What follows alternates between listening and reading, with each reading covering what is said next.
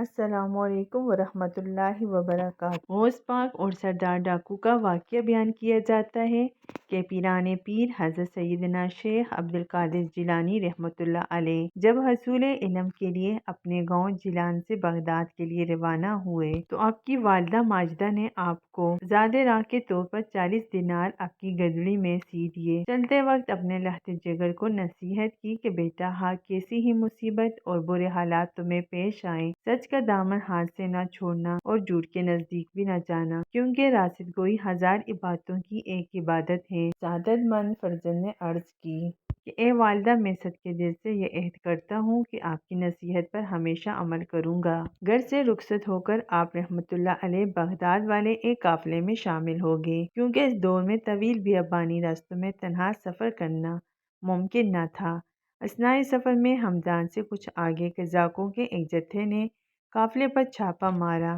اہل قافلہ کا سب مال و اسباب لوٹ کر تقسیم کے لیے ایک جگہ جمع کر دیا۔ سیدنا شیخ عبدالقادر جیلانی رحمۃ اللہ علیہ ایک طرف چپ چاپ یہ دردناک نظارہ دیکھ رہے تھے کہ ایک ڈاکو آپ کی طرف بڑھا اور پوچھا، کیوں میاں تمہارے پاس بھی کچھ ہے؟ آپ نے فرمایا، ہاں میرے پاس 40 دینار ہیں۔ ڈاکو کو آپ کی بات پر یقین نہ آیا اور وہ آپ کی ہنسی اڑاتا ہوا آگے بڑھ گیا۔ اتنے میں ایک دوسرا قزاق آپ کی طرف آیا اور آپ سے وہی سوال کیا۔ آپ نے اسے بھی یہی جواب دیا کہ میرے پاس 40 دینار ہیں۔ آپ کی غریبانہ حالت دیکھ کر دوسرے ڈاکو نے بھی آپ کی بات ہنسی میں اڑا دی۔ ہوتے ہوتے یہ بات ڈاکوؤں میں پھیل گئی اور ان کے سردار احمد بدوی کے کانوں میں بھی یہ بات جا پہنچی۔ اس نے حکم دیا کہ اس لڑکے کو میرے پاس لاؤ۔ ڈاکو آپ رحمۃ اللہ علیہ کو اپنے سردار کے سامنے لے گئے۔ سردار نے آپ سے مخاطب ہو کر کہا، لڑکے سچ سچ بتا تیرے پاس کیا ہے؟ حضرت نے بلا خوف اس بات کا جواب دیا، میں پہلے بھی تیرے دو ساتھیوں کو یہ بتا چکا ہوں کہ میرے پاس 40 دینار ہیں۔ اس نے پوچھا، اچھا کہاں ہیں؟ حضرت نے فرمایا، میری بغل کے نیچے گڈری میں سلے ہوئے ہیں۔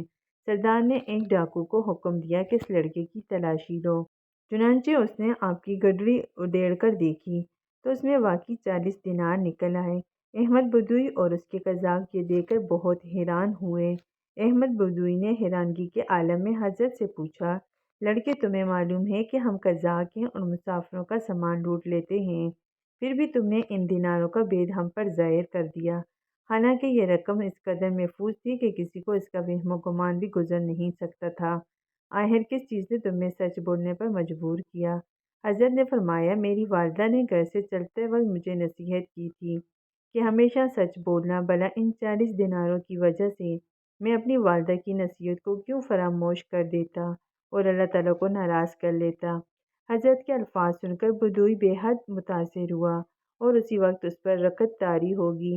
ندامت کے آنسو نے اس کے دل کی سیاہی کو دھو ڈالا اور اس نے آپ بھر کر کہا کہ اے بچے، تم پر خدا کی ہزاروں رحمتیں ہوں کہ تم نے اپنے ماں کے عہد کا خیال رکھا۔ لیکن حیف ہے مجھ پر کہ میں نے اپنی ساری زندگی اپنے خالق کا عہد توڑتے گزار دی۔ اے بچے، تو نے مجھے ہدایت کی راہ دکھا دی، اب میں رہتی زندگی تک کبھی کسی کو تکلیف نہیں پہنچاؤں گا۔ یہ کہہ کر وہ حضرت کے قدموں پر گر پڑا اور رازنی کے پیشے سے طائب ہو گیا۔